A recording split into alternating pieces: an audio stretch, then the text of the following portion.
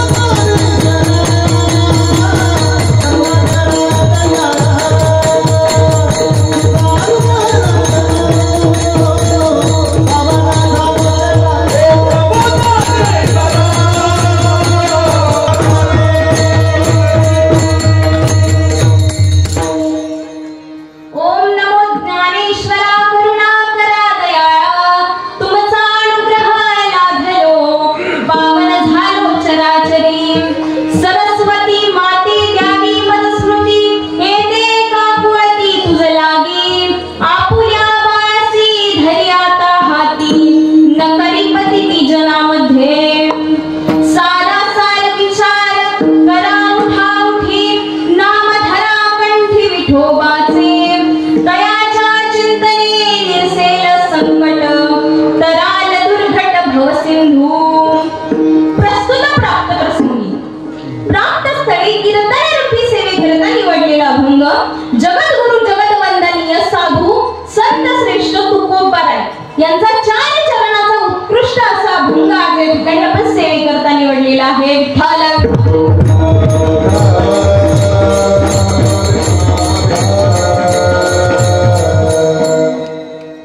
कार्यक्रमस्य निमित्तम किम, म्हणजेच कार्यक्रमाचं निमित्त काय आहे हे जरी सर्वांना ठाऊक असलं तरी कार्यक्रमाचं निमित्त काय आहे हे वक्त्याचं आद्य कर्तव्य आहे श्रोत्यांना सांगावं. तर सालाबाद प्रमाणे चालत असलेला हा अखंड हरिनाम सप्ताह आदरणीय मदन महाराज बिहाडी यांच्या कृपा आशीर्वादाने आणि गुरुवर्य आदरणीय हरिभक्तीपरायण बबन महाराजजी बहिरवाल यांच्या मार्गदर्शनाने चालू असलेला हा अखंड हरिनाम सप्ताह. तर आजची 5व्या दिवसाची सेवा माझ्याकडे आली आहे. ही सेवा मला आपल्याच गावातील माजी उपसरपंच बरं का, माजी उपसरपंची महिला आपलीच पार्टी सौभाग्यवती चंद्रकला सोनसळे, त्याचप्रमाणे आणखी सौभाग्यवती सुनीताताई घानमोडे आणि आपले आदरणीय सरपंच माननीय सरपंच राजेंद्र मोरे यांच्याकडून ही सेवा माझ्याकडे आली आहे. त्याचप्रमाणे तुम्ही सर्वजण ग्रामस्थ मंडळी आहात, तुमच्याही प्रेमाखातर ही सेवा माझ्याकडे आली आहे. आता नाव तर सर्वांची घेणं शक्य होणार नाही, कारण जेवणाच नाही काही नीटच निघून जाईल. मग चालणार आहे का तुम्हाला? तुमच्या मनात तर असेल आज कोणता ऍटम येईल, है की नाही?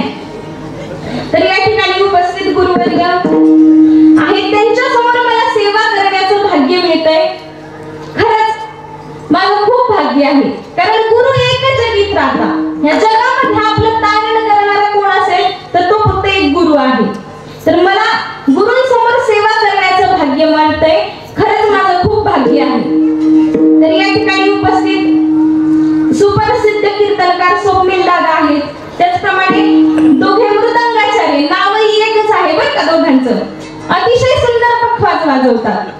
दोघेही अनिकेत दादा, एक चांगुडे आणि एक कोरुडे, आणि आपले सुंदर असं गायन करणारे, आपल्या गायनाने सर्वांचं मन मोहून टाकणारे संपत दादा दानवे आहेत.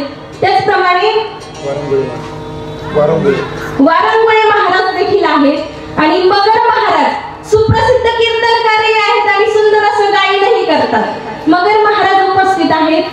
आपले व्यासपीठ चालक त्या ठिकाणी आमटे बाबाही उपस्थित आहेत आणि महाराष्ट्रातील नामवंत कीर्तनकार मोरे महाराजही या ठिकाणी उपस्थित आहेत. त्याचप्रमाणे आदरणीय शहाजी मामा उपस्थित आहेत, गुंजाळ साहेबही उपस्थित आहेत, लगड मामा आहेत. आपले हार्मोनियम वादक गावातील भजन त्यांच्याकडेच असतं ते आपले विश्व मामाही या ठिकाणी उपस्थित आहेत. त्याचप्रमाणे चिचोंडीहून आलेल्या हरिभक्तीपरायण पूजाताई खडके आणि वैष्णवीताई फिसके या देखील आवर्जून आज कीर्तनासाठी आल्या आहेत. त्यामुळे तुम्हा सर्वांचं मी या ठिकाणी ऋणी आहे. आता तुम्ही म्हणाल आमचे तर नाव राहिले नाही का, मग मंडपात बसलेले सगळे बरं का, मंडपाच्या बाहेर असतील ते, तिकडे बाकड्यावर बसलेले, मसोबाच्या मंदिरापुढे असतील ते, इकडे शाळेच्या या दवाखान्याच्या पाठीमागे बाकड्यावर बसलेले, इकडे ओट्यावरती बसलेले, आणि गावात कीर्तन आहे हे माहीत असूनही घरी पंथ पडलेले त्यांना सर्वांना दंडवत.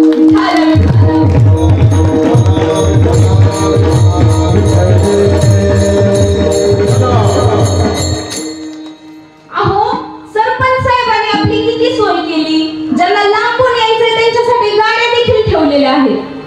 आता त्यांनी असा विचार केला गाड्या ठेवूनही माणसं येत नाहीत, मग आता पुढच्या वर्षीपासून पगार चालू करणार आहेत ते कीर्तनाला येणाऱ्यांना, मग मात्र सर्वजण येणार नाही का.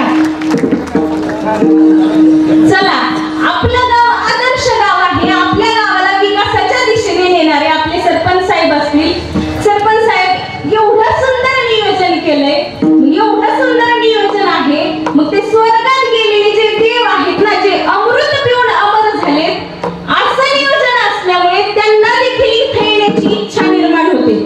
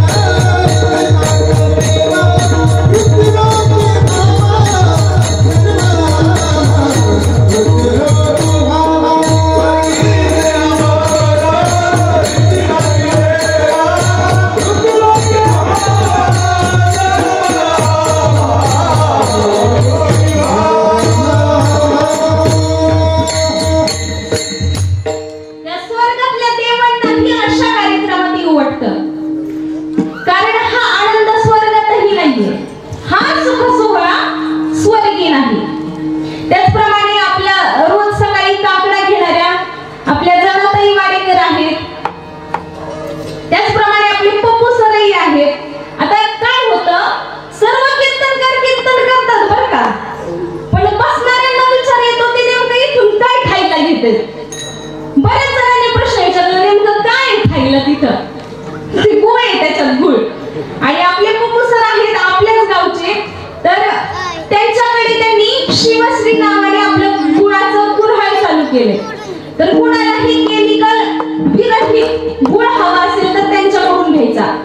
कारण आता महिला मंडळ ऐका बरं का, आपली जी जाडी असते ना ती कमी करण्यासाठी त्याचा उपयोग होतो चांगला. पोरींनो तुम्ही ऐका, चेहरा सुंदर होतो, केस पण लांब वाढते, कशाने? गुळाने. मग तो गुळ घ्यायचा त्यांच्याकडून.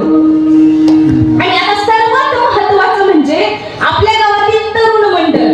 कारण पहा, गावात सर्वजण येतात, जेवणही करतात, परंतु वाढण्याचं काम कोण करतं? तरुण मंडळ करतं.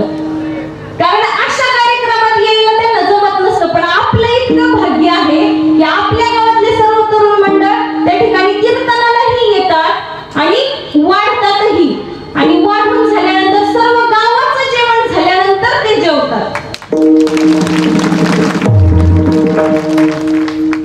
नाहीतर काही तरुणांना म्हणलं ना चला कीर्तनाला, ते म्हणजे आमचं काय वय आहे होय कीर्तन ऐकायचं?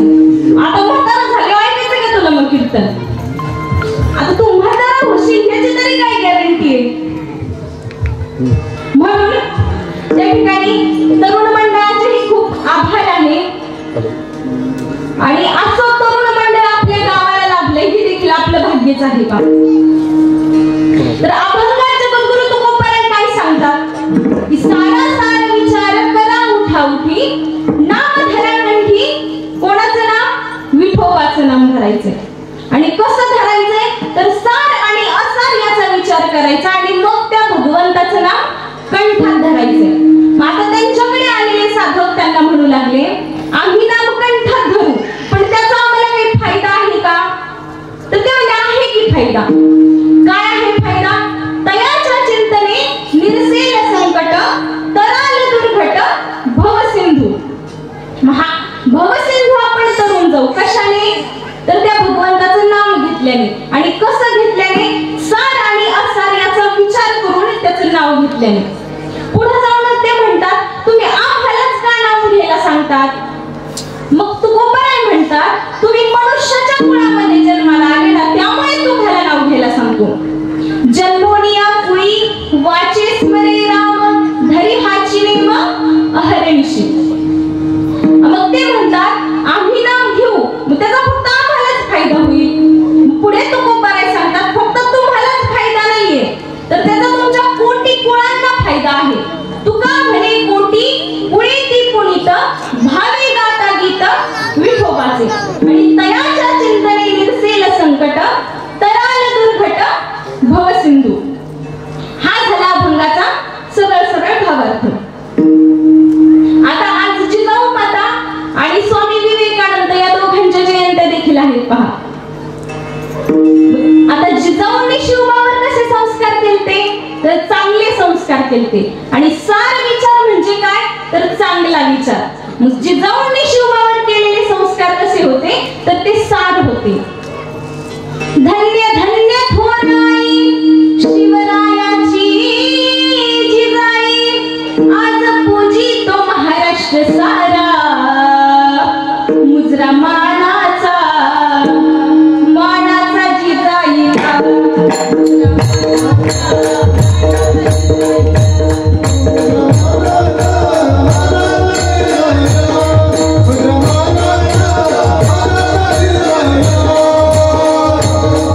जन्मजन्म आपण हिंदू आहोत यावर स्वाभिमान आहे आणि छत्रपती शिवरायांचा अभिमान आहे. त्यांनी सर्वांनी टाळ्या वाजवा. आणि आपण या महाराष्ट्राच्या भूमीमध्ये जन्म घेतला. त्यांनी सर्वांनी टाळ्या वाजवा. जे स्वतःला हिंदू म्हणून घेतात त्यांनी टाळ्या वाजवा.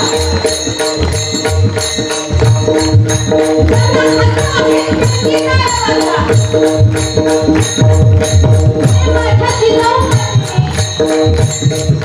शिवरायांवर संस्कार केले कारण त्यांना माहित होतं या स्वराज्यामध्ये अगोदर स्वराज्य होतं का नव्हतं. या स्वराज्यानंतर छत्रपती शिवरायांनी निर्माण केला. मग त्या जिजाऊ मातांनी शिवरायांवर कसे संस्कार केले. बरंच अनुभव 5 वर्ष गावामध्ये तमाशाचा तंबू आलेला होता. शिवरायांनी विचारलं मासाहेब काय आहे. असा विचारल्यानंतर मासाहेबांनी शिवराज जवळ बोलवलं आणि म्हणाले राजे तुम्हाला राजा व्हायचंय. काय राजे तुम्हाला राजा व्हायचंय तर तुम्हाला बरं नाचवणारा नाही तर बरं वाजवणारा नाही.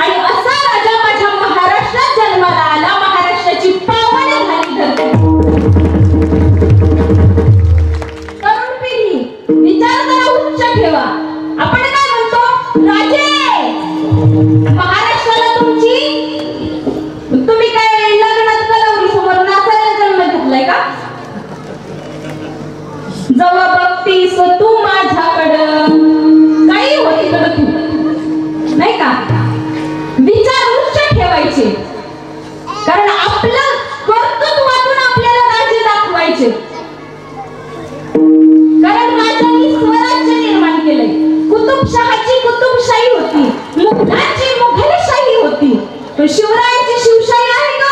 तर शिवरायांचं काय आहे? स्वराज्य आहे. स्वराज्य म्हणजे स्वतःचं राज्य. शिवरायांना याच्यातून काय सांगायचंय की तुम्हीच या ठिकाणचे राजे आहात. म्हणजे प्रत्येकात राजा आहे पण तो कशा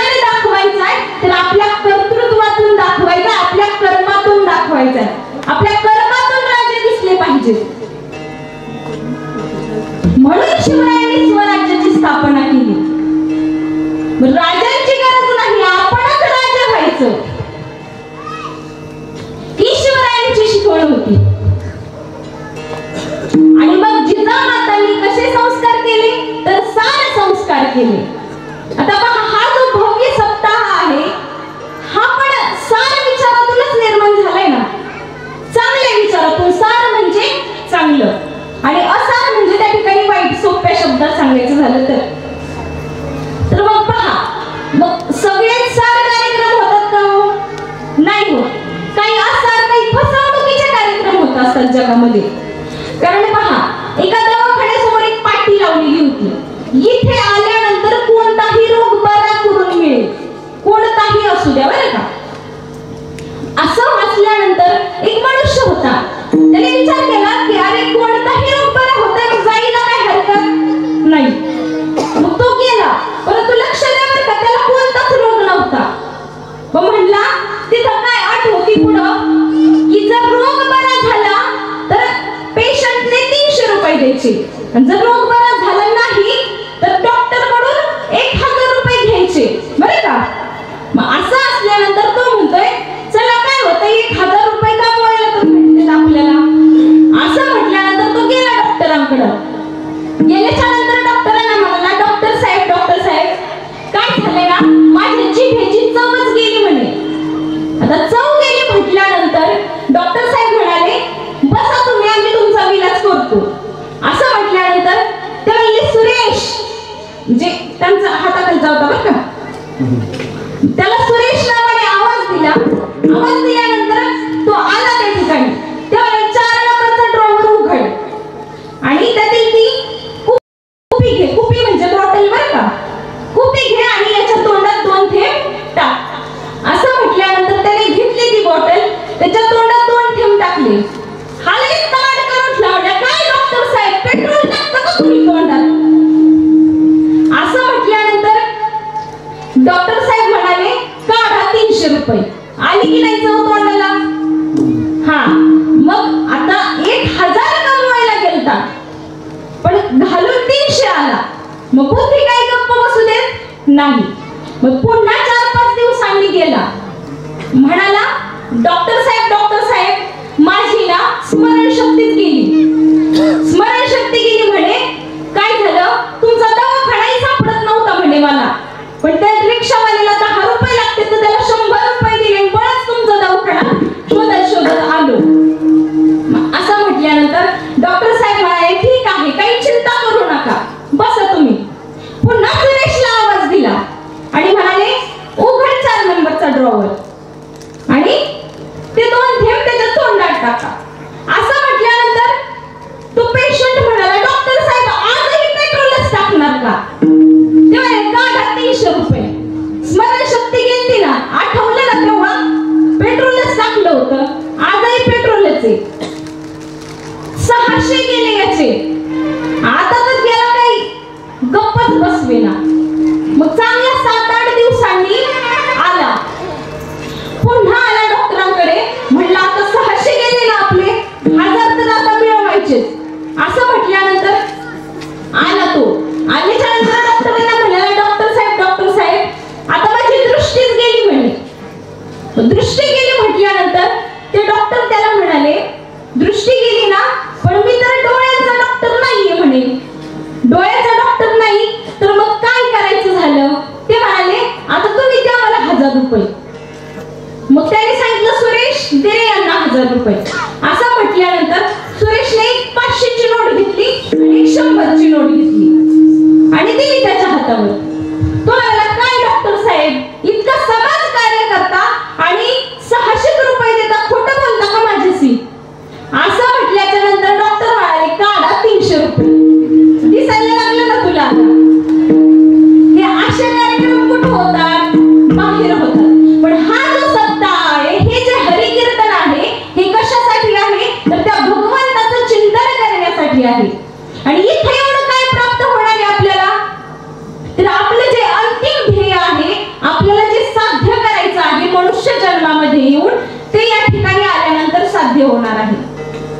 कारण हा देह कशासाठी दिलाय तर देवी दिला देह भजना कोमटा, भजन करण्यासाठी दिला.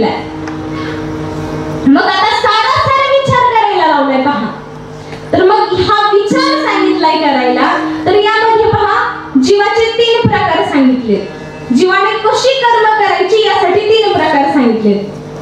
कर्मप्रधान साधू जीवनंतु, भोगप्रधान पशुजीवनंतु आणि विचारप्रधान नृजीवनंतु आणि यस्मिन् प्राधान्यं तत्तदैव कुर्यात्. म्हणजे कर्मप्रधान कुणाचं जीवन सांगितलंय तर साधूचं जीवन सांगितलंय महाराज. दुसरा भोगप्रधान पशुपक्ष्यांचं जीवन सांगितलंय आणि तिसरा नृ म्हणजे माणूस आहे. मग विचारप्रधान कुणाचा आहे? मनुष्याचा आहे.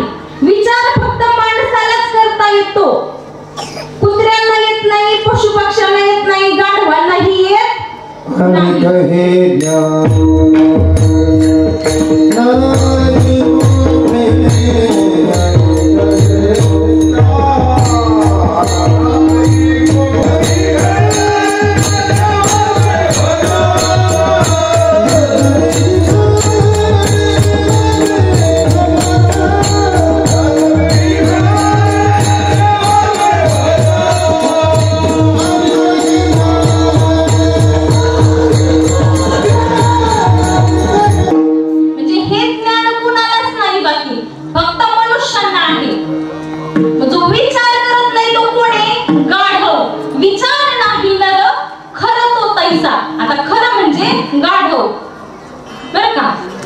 मग जो विचार करत नाही तो गाढव आहे.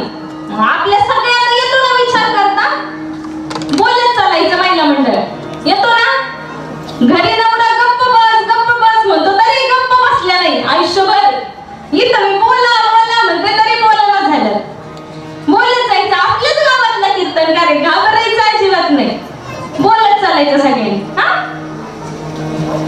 तर मग विचार करता येतो ना सगळ्यांना पुरुष मंडळी?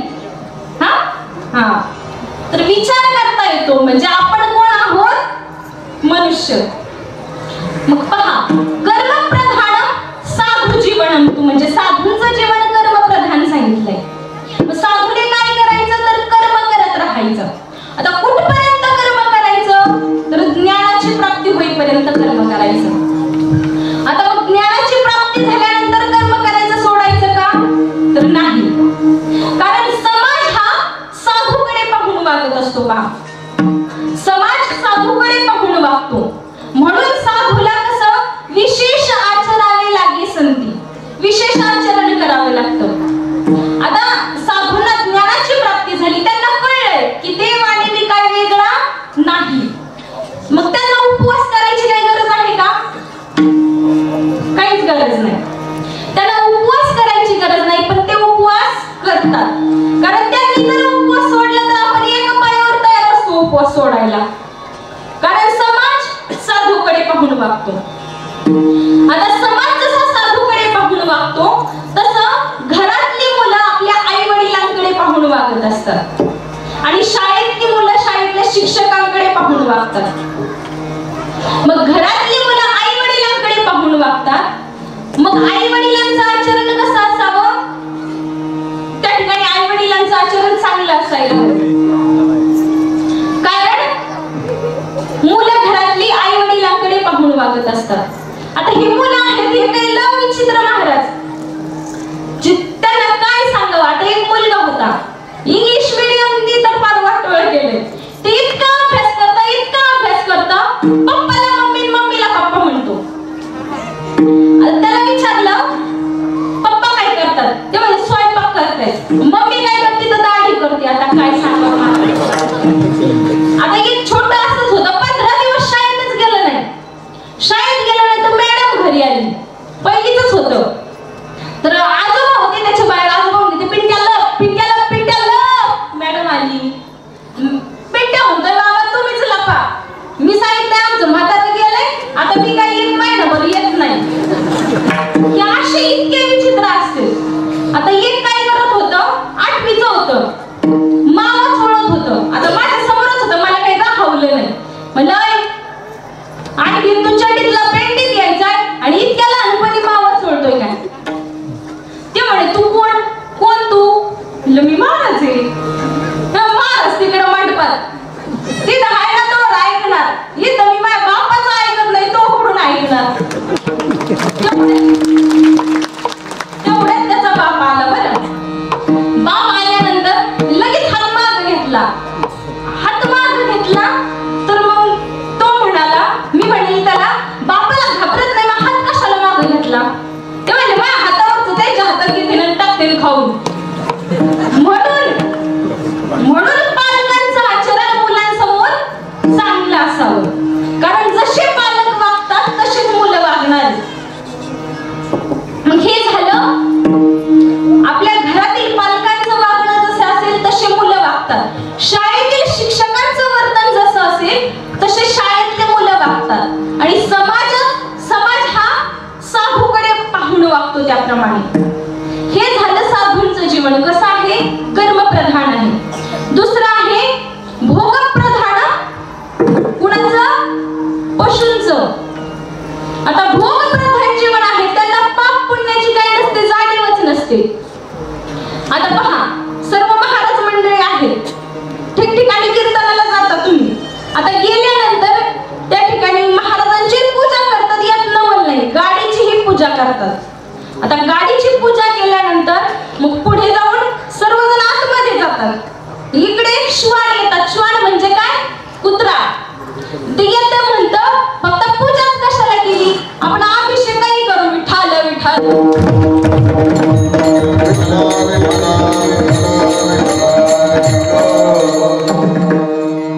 असं का करतात ते?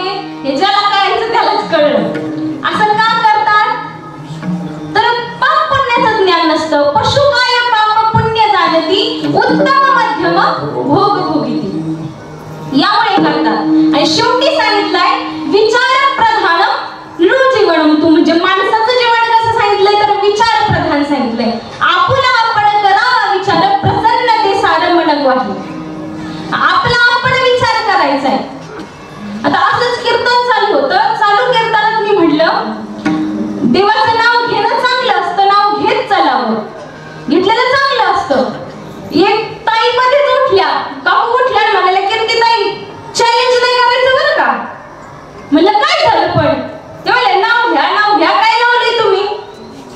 माझ्यासारखं नाव अख्ख्या आठवड्यामध्ये कोणी घेत नाही. म्हणलं बाबू चांगली गोष्ट आहे, म्हणलं देवाचं नाव घ्यायचंय. कोणी घेत नसेल तर मग सांगा तुम्ही आम्हाला, म्हणजे सगळ्यांना सांगता येईल नाही का, कसं नाव घेता तुम्ही नेमकं. ताईंनी सुरू केलं ना, पानं नागिनीची पानं कापते करा, पानं खाते तेरा, तिकडून आला व्यापारी, काढते पदर घालते वारा, व्यापाऱ्याकडून घेते हांडा, पाणी भरते भिंगाचे, वाड्यात वाडे, 7 वाडे, 7 वाड्यांना 7 दरवाजे, 7 दरवाज्यांना 7 कुलप, 7 कुलपांची 1 चावी, त्याने उघडते देवखोलीत होता कोटवर होती गादीवर होती उशीवर होती बशीत होता कपात होतं दुधात पडली माशी, आमचे हे गेले काशी तर त्यांच्या नावाने धरीन कार्तिकी एकादशी. हे नाव घ्यायला लावले काय लागले टाळ्या वाजायला तुम्ही? कोणतं नाव घ्यायचंय? ह्या वर्गाचं नाही तर त्या जगाच्या मालिकाचं नाव घ्यायचंय. आणि कसं घ्यायचंय? सारासार विचार करून. हेच महाराज रंगाच्या प्रथम हे सारासार विचार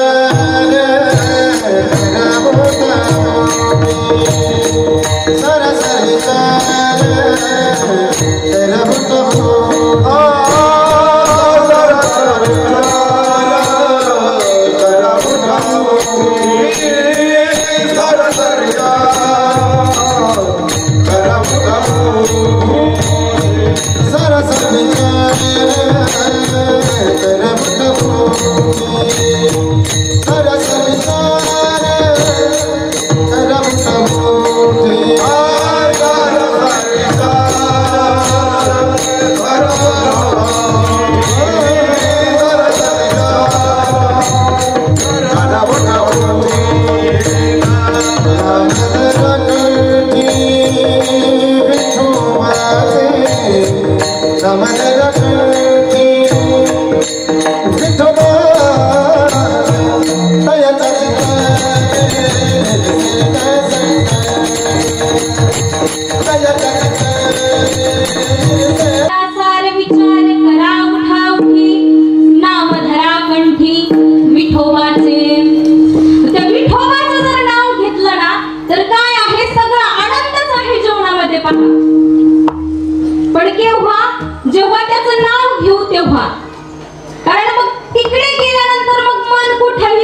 नाही, आता मोठे धावे म्हण तुमचे जरा देखलिया. पुढे काय भाग गेला शिण गेला अवघा झाला से आनंद, संपूर्ण आनंद आहे. मग तुम्हाला असं सांगितलंय का की संसार सोडून द्या आणि परमार्थ करायला लागा? अजिबात नाही. जिथे असाल ना तिथून नामस्मरण करा. ठाईचा वैसोनी करा एक चित्त, आवडी अनंत आळवावा. मग असं केल्यानंतर काय होणार आहे?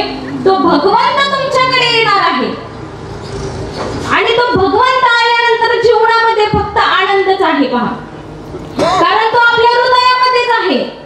त्याला दुसरीकडे शोधायला जाऊ नका, तो हृदयामध्येच आहे. फक्त तुका म्हणे चित्त कराने निर्मळ, एवढी गोपाळ राहिले. चित्त शुद्ध झालं पाहिजे. अहो मग प्रेम करायचंय ना तर त्या भगवंतावर करायचं. कारण पहा, थोर प्रेमाचा भुकेला हाची दुष्काळ तयार. मग देवाला काहीच लागत नाही, फक्त काय लागतं तर प्रेम लागतं. आणि जेव्हा आपण त्याच्यावर प्रेम करू ना मग तो काय करणार आहे? मागे पुढे उभा राहे सांभाळी.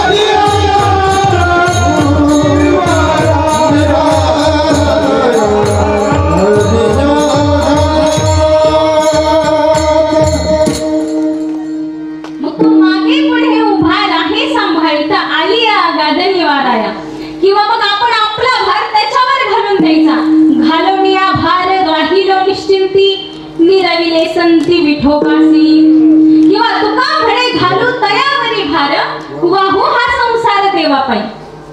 संसार देवापायी वाहायचा आहे. पण आपण कीर्तनात जरी आलो ना तरी आपलं लक्ष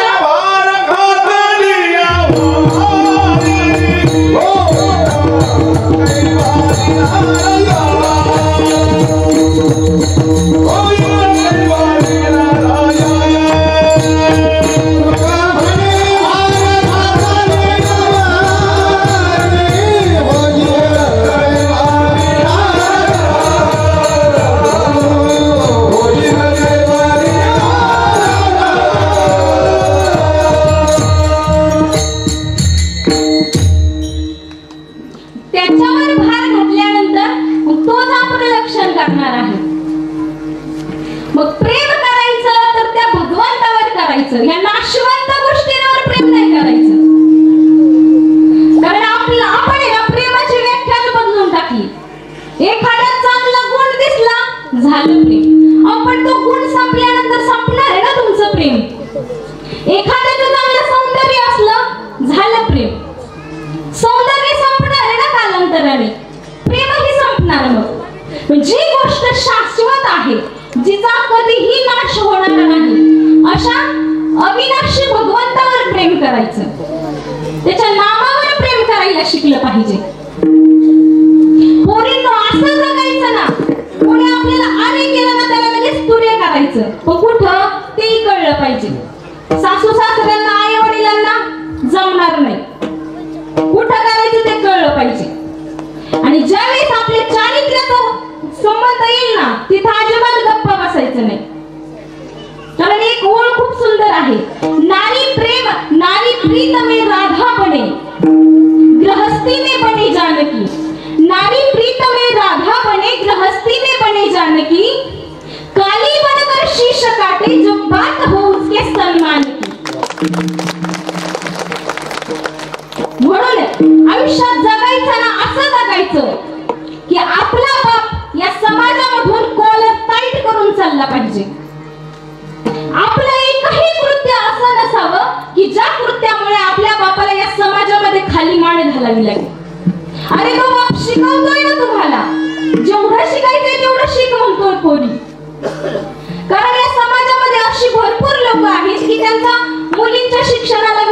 आहे पहा. पण एवढा विरोध पत्करूनही आपला बाप आपल्याला शिकवायला पाठवतोय. त्याने जे काही कष्ट आपल्यासाठी केलंय ते कष्टाचं आपण चीज केलं पाहिजे. कारण पहा, एका बापाचं एका मुलीला सांगणंय की तुझ्या चेहऱ्यावर जर कोणता डाग पडला ना तो मी झाकू शकतो. तुझ्या चेहऱ्यावर कोणता डाग पडला तर तो मी झाकू शकतो, परंतु तुझ्या चारित्र्यावर जर एखादा डाग पडला ना तर या जगातला कोणताही मनुष्य झाकू शकणार नाही. म्हणून असं बघायचं की आपला बाप समाजात कॉलर टाईट करूनच चालला पाहिजे. आणि तरुण पोरांनाही असं सांगणं आहे की आपलं एकही कृत्य असं असू नये की ज्याने आपल्या आई वडिलांना समाजामध्ये मान खाली घालावी लागेल. जगायचं, रुबाबात जगायचं, जसं हवं तसं. कपडे ब्रँडेड घ्यायचे, मोबाईल ब्रँडेड घ्यायचा, पण जगणं कसं रुबाबात असलं पाहिजे आणि आचरण कसं योग्यच असलं पाहिजे महाराज. आता कारण हे सांगण्याची गरज आहे आज. कारण मुला मुलींना काही कळत नाहीये, ते भावनेच्या भरात भरकटून जातात, मग पुढे जाऊन मग त्यांनाच त्रास आहे त्याचा. म्हणून आचरण कसं चांगलं करावं. मग आता अभंगामध्ये तुकोबाराय काय सांगतात की तुम्ही भगवंताचं नाम घ्या. आता नाम घ्या म्हणतायत, पण मग कसं घ्या तर सारा विचार करून नाम घ्या आणि त्या भगवंतावर काय करा, प्रेम करा. काली कमली वाला मेरा यार है, मेरे मन का मोहन तू दिलदार है.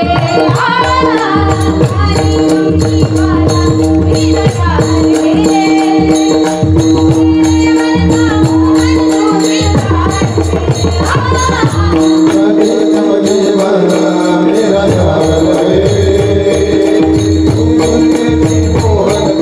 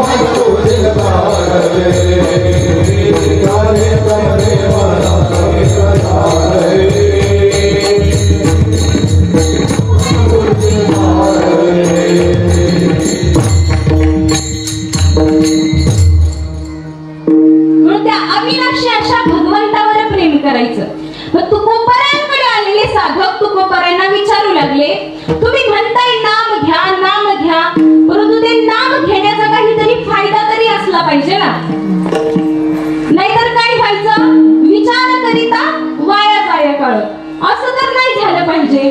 तुकोबाराय त्यांना सांगू लागले याचेही फायदे आहेत. आता अभंगामध्ये 2 फायदे सांगितले आहेत, या व्यतिरिक्तही आणखी काही फायदे सांगितले. 5 फायदे सांगितलेत आणखी. कोणते फायदे सांगितलेत तर सारासार विचार केल्याने काय होणार आहे तर तुम्हाला लाभ मिळणार आहे. दुसरी गोष्ट प्रपंचातून सुटका होणार आहे. तिसरी गोष्ट मायेतून सुटका होणार आहे. चौथी गोष्ट अहंकारातून सुटका होणार आहे. आणि 5वी गोष्ट मृत्यूच्या मुखातून आपण माघारी येऊ शकतो. पण कशाने? सारासार विचार करून त्या भगवंताचं नाम घेतलं तर. आता हे सर्व फायदे सर्वांना पाहिजेत पहा. कारण पहा, आता लाभ नको असा मनुष्य आहे का कोणी? इथं आहे का असं कोणी की त्याला असं वाटतं की लाभच नको मला? असेल तर सांगा, आपण त्याला 1 लाख बक्षीस देऊ. आहे का? पण तो पण लाभच झाला ना, म्हणजे नाही. सर्वांना वाटतं की आपल्याला लाभ व्हावा. हे मी सांगते का तर नाही. तुका म्हणे भीड खोटी, लाभ विचाराचे पोटी. लाभ विचाराचे विचारांच्या पोटी आहे. म्हणून विचार केल्याने काय मिळणार आहे तर लाभ मिळणार आहे. दुसरी गोष्ट काय सांगितली तर या प्रपंचातून सुटका होणार आहे महाराज. प्रपंचातून सुटका कशी होणार तर पहा बघा माता माऊलींचे चेहरे काय आनंदी दिसत आहेत, एकदम भारी. सरपंच साहेब दिवसभर कांदे लावलेत, ओव्हर टाइम पण करतात, पण कशा एकदम हसतमुख. आपले पुरुष मंडळी पण एकदम चेहरे. आपलं गावच भारी आहे, गाव स्मार्ट आहे पण लोक पण स्मार्ट आहेत महाराज. तर पहा हसतमुख चेहरे ठेवायचे. आणि इथं आल्यावर नंतर तर मग काय आनंदच आहे ना जीवनामध्ये, कारण तो भगवंत कसा आहे सुखरूप आहे. सुखरूप ऐसा तुझ्या कोण सांगा माझ्या पांडुरंगा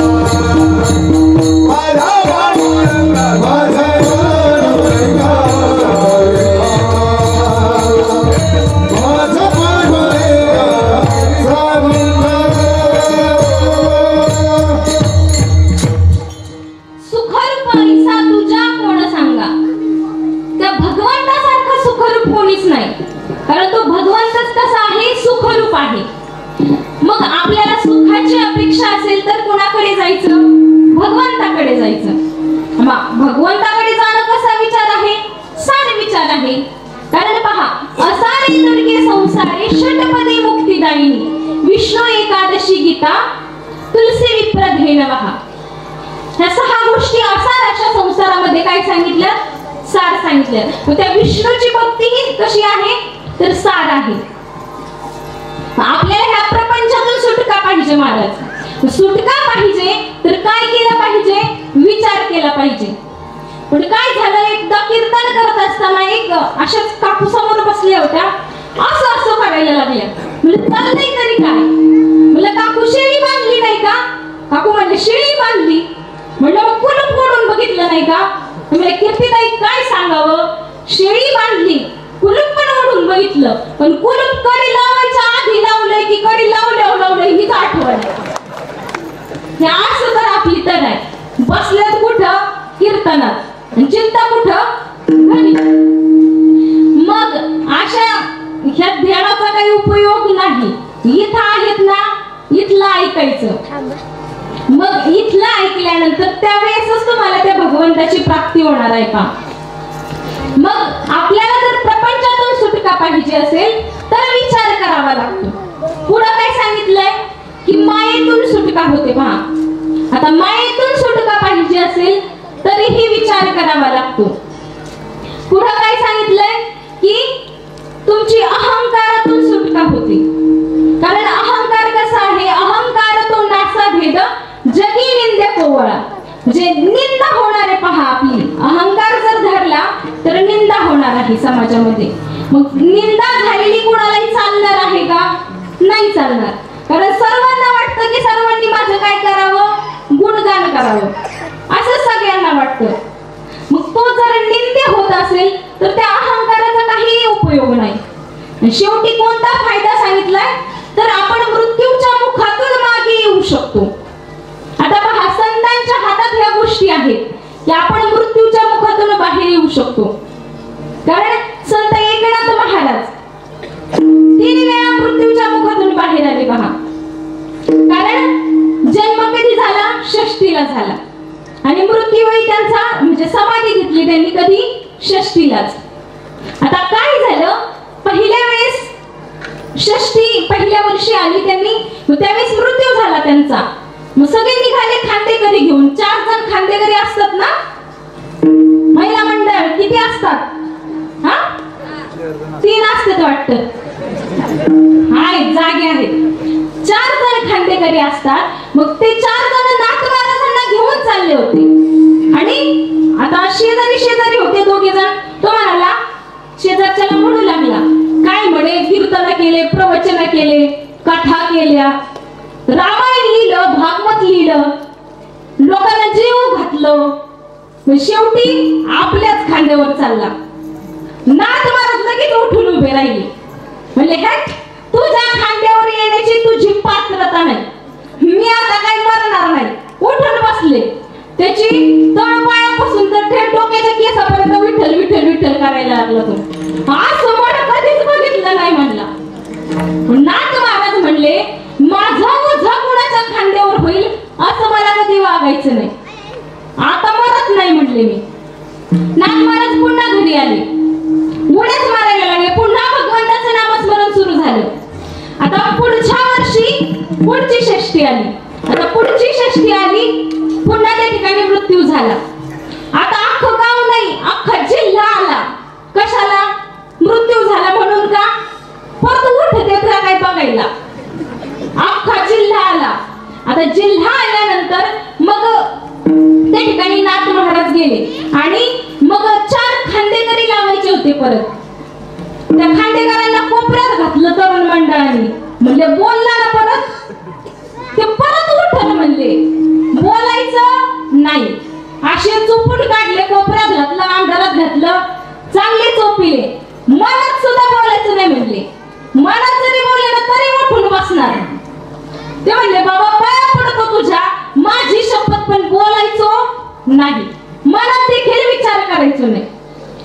मग चालली ते बरं का, चालली अंत्ययात्रा त्यांची. अंत्ययात्रा अर्ध्यापर्यंत गेली आणि तिकडे काय होतं, एका आजीबाईच्या मुलीची त्या ठिकाणी तिला सासरी जायचं होतं आणि ती गाडी तिकडनं येत होती आणि इकडनं नाथ महाराजांची अंत्ययात्रा चाललेली होती. आता अंत्ययात्रा चाललेली होती, ती म्हातारी म्हणाली, काय बाई हा बाबा, माझ्याच मुळावर याला आजच जायचं होतं का? काल नाही, उद्या नाही आणि आजच. नाथ महाराज पुन्हा उठून बसले आणि बाकीच्या लागले त्या खांडेकराकडे बघायला. खांडेकरी म्हणायला लागले, अरे शपथ, तुझ्या बापाची शपथ, माझ्या पण बापाची शपथ, आता कोणाची घेऊ? म्हणे मी काय बोललो नाही. तेवढे मनात मला अरे नाही, एक शब्द विचार नाही केला म्हणे, मनात पण नाही बोललो आणि असं शेजाऱ्याला तर नाहीच नाही. नाथ महाराजच म्हणे त्यांच्याकडे नका बघू, ती कोपऱ्यात म्हातारी दिसते ना, तो तिथं हा ती, अरे इथली नाही तिथली सांगते, ती म्हातारी होती ना, ती म्हणली माझ्या मुळावर गेलाय. नाथ महाराज म्हणाले, मी इतकाही नाही की मी तुझ्या मुळावर जाईल. आपल्याला कोणाच्या मुळावर जायचं नाही. पुली आईच्या करोगाला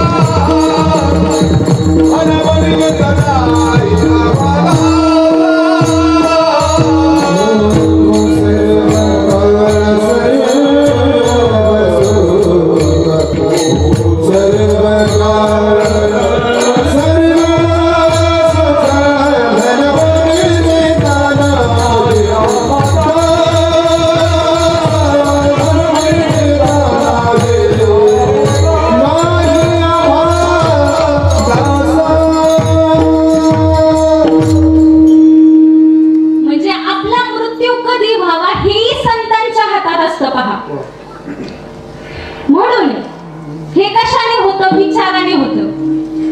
मग तिसऱ्या षष्टीला महाराज गेले, त्यावेळेस मग ते म्हणाले आता काही घाबरू नका. मग त्यावेळेस नाथ महाराज ते म्हणाले सर्व अंतयात्रा तयार करा, मीच येतो स्वतः नंतर. म्हणजे हे संतांच्या हातात असतं, कारण ते विचार करतात तशा पद्धतीचा. मग मृत्यूच्या मुखातूनही मागे येतं, हे झाले फायदे. आणि आणखी 2 फायदे सांगितले ते अभंगाच्या 3य चरणात.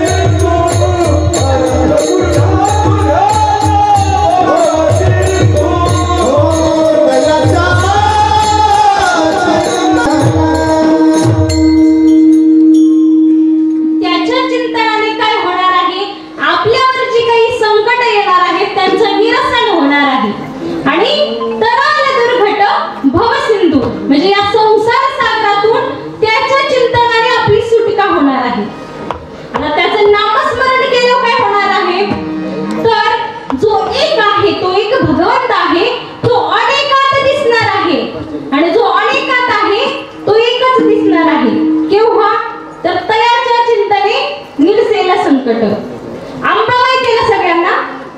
आता एवढं शेवटचं सांगू, आपला टाइमही संपत आलाय. सांगायला भरपूर आहे पण वेळ कशी जाते काही कळत नाही. आता एक आंबा माहिती ना, आंबा मँगो, मँगो कळतो ना, आवडतो का महिला मंडळ? हा आवडतो, हसत्यात म्हणजे आवडतो. तर आंबा असतो पहा, आंबा खाल्ल्यानंतर आंब्यात काय निघतं? पुरुष मंडळ काय निघतं? कोय. एकदम हुशार, एक नंबर माणसं. कोय निघते पहा. आता कोय निघती तर ती कोय, आता सर्व शेतकरी मंडळी आहेत, ती कोय घ्यायची, एक खड्डं खाणायचं, त्यात ती कोय टाकायची, वरून माती टाकायची. माती टाकल्यानंतर पाणी घालायचं. काही दिवसांनी काय होतं?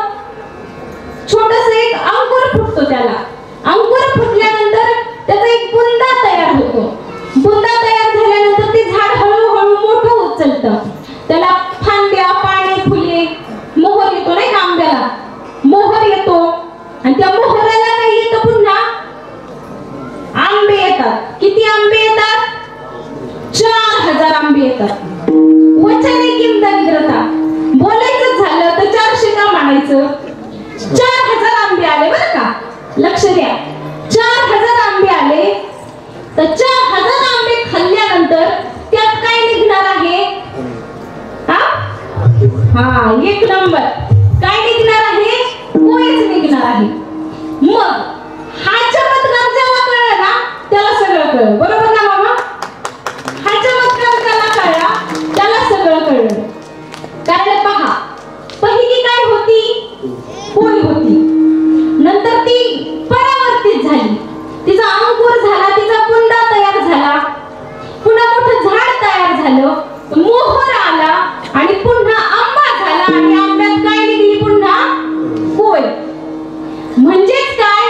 तो भगवान परमात्मा एक आहे, परंतु आपण त्याचे काय आहोत? सगळेजण अंश आहोत त्याचे. स्वरूप काय आहे? पहिलं तो भगवंत स्वरूप तो आहे, पण पुन्हा पुढे जाऊन 84 लक्ष योनी फिरून यायचं. म्हणजे कसं? अंकुरात रूपांतर व्हायचं, बुंद्यात रूपांतर व्हायचं, त्या मोहरात रूपांतर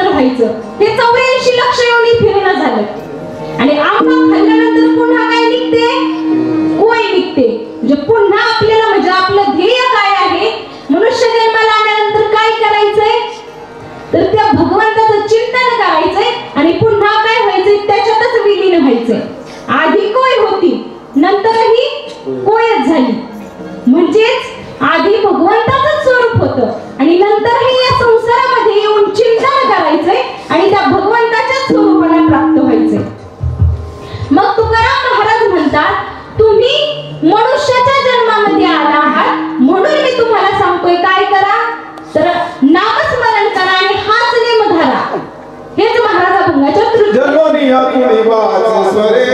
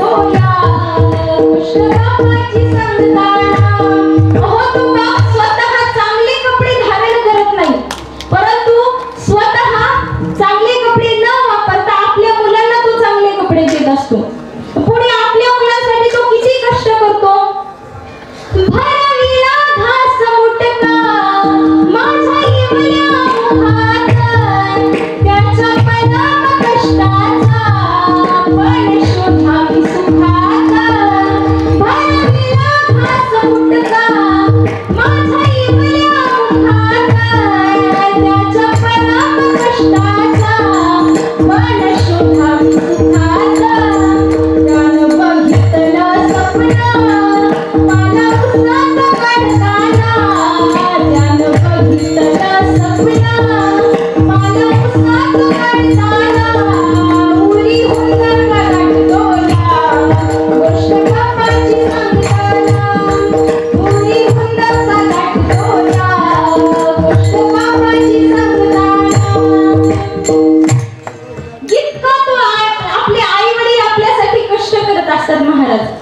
खरं सांगायचं झालं ना, आज मी इथे तुमच्या समोर उभी आहे आणि बोलत आहे ना, हे सर्व माझ्या आई वडिलांचे कष्ट आहेत. आज त्यांच्यामुळे मी इथे उभे राहून तुमच्याशी बोलू शकते, इतक्या समाजासमोर बोलू शकते, फक्त माझ्या आई वडिलांमुळे. म्हणून झालेली सेवा मग ज्ञानोबारायांच्या चरणी अर्पण करते, गुरुवर्य महाराजांच्या चरणी अर्पण करते, तुम्हा सर्व श्रोते मंडळींच्या चरणी अर्पण करते आणि या ठिकाणी सेवेला पूर्ण विराम देऊ.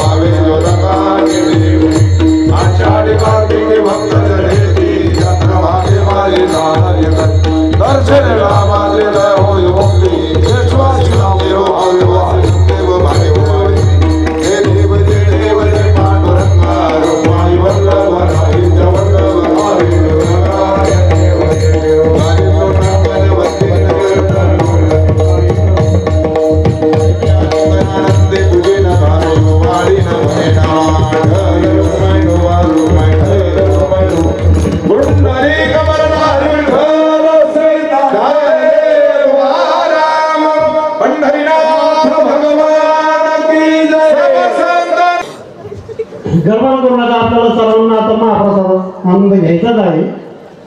पण आज आपल्या गावामध्ये जे गुंड महाराजांनी इतका सुंदर हिरा तयार केलेला आहे, अप्रतिम. त्यासाठी सर्वांनी एकदा टाळ जोरात वाजवा. तर मुलीलाच नाही तर मुलांना सुद्धा इतका मृदुंग वाजवण्यात सुद्धा पटायचे.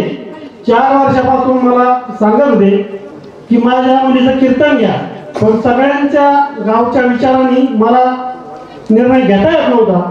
पण आज ह्यावेळेस मी म्हटलं आपल्या गावातला माणूस आहे, बाहेरचे गेल्या वर्षी सुद्धा 2 कीर्तन पडले होते, ह्यावेळेस पडलं तर आपल्या ताईचंच पडन, आपल्या गावातलं पडन.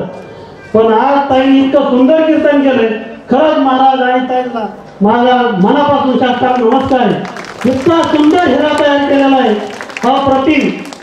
त्यासाठी जसं पडल तरी मी मन्या साहेबाला सांगितलं होतं कीर्तन कसं बी होऊ द्या, पण ह्या शूटिंगचे पैसे मी संपूर्ण शूटिंग ही युट्यूबला टाकायची आहे. त्यासाठी मी मन्या साहेबाला परवा सांगितलं होते सुरुवातीपासून तर शेवटपर्यंत ही शूटिंग करा आणि युट्यूबला टाका. खरंच अप्रतिम सुंदर कीर्तन. नाच खोला.